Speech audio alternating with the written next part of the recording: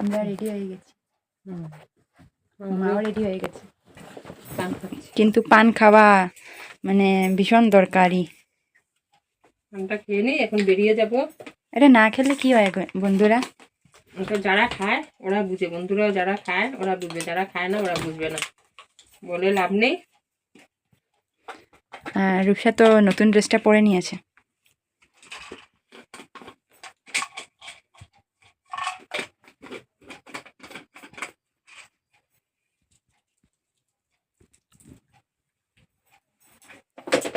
কোন জায়গায় যাচ্ছি তোমাদের সাথে পরে শেয়ার করছি, এখন রেডি হয়ে বেরোচ্ছি, তোমরা দেখতে থাকো।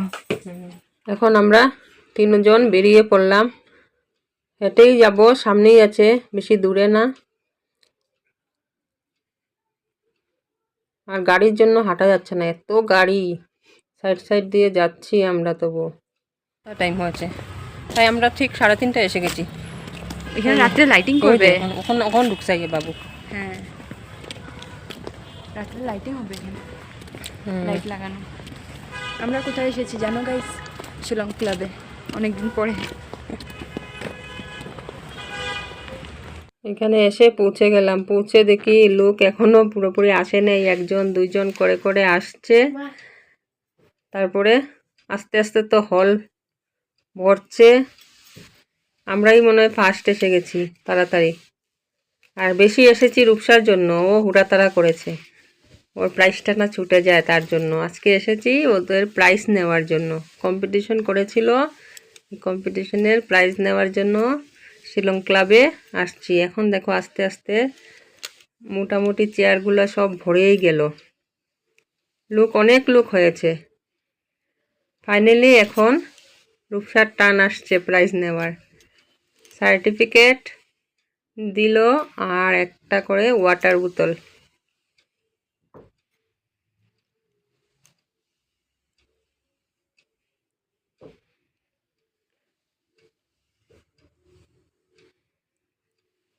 এই যে রূপসা এখন নিয়ে নিচ্ছে রূপসারটা, এখন আরও বসতে হবে আমার, কেন আমার বড় মেয়েরটা হয়নি এখনও, ওদেরটা পরে দেবে, তারপরে প্রোগ্রাম শুরু করবে। কিছুটা দিয়ে মিডিলে ওরা প্রোগ্রাম করলো।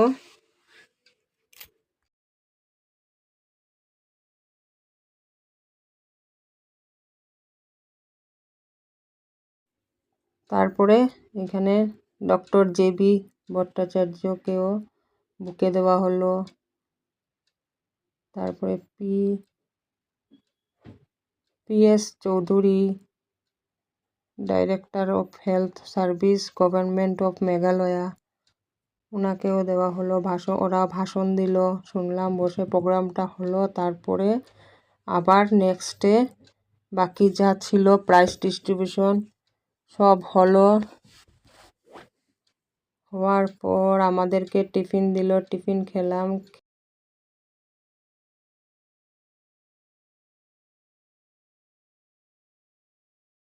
তারপরে আবার শুরু হলো প্রাইজ ডিস্ট্রিবিউশন।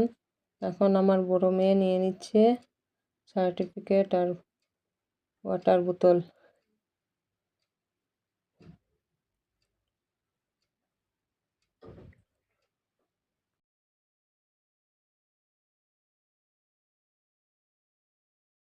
তারপরে আবার আমরা বেরিয়ে পড়েছি ঘুরে যাওয়ার জন্য, প্রায় 8:30 হয়ে গেছে।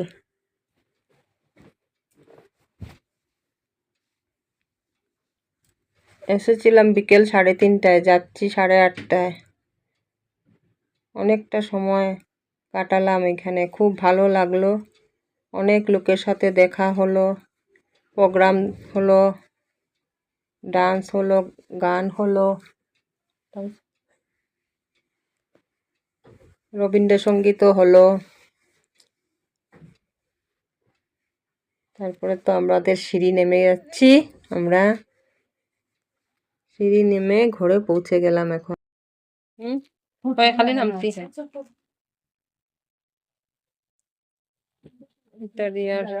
ঘরে আসতে আসতে আমার বান্ধবী আসছে, মিষ্টি নিয়ে আসছে, চকলেট নিয়ে আসছে আমার মেয়েদের জন্য।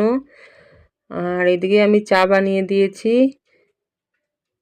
মাসিমণি আসছিল বলল, আমার বান্ধবী বলল ওর মা আসছিল নিয়ে। মাসি যখন আসছিল আমরা ঘরে ছিলাম না, তাই ও এখন নিয়ে আসছে আমাদের জন্য মিষ্টি, মেয়েদের জন্য চকলেট, অনেকগুলা মিষ্টি নিয়ে আসছে। আর এদিকে চা বানিয়ে নিয়েছি।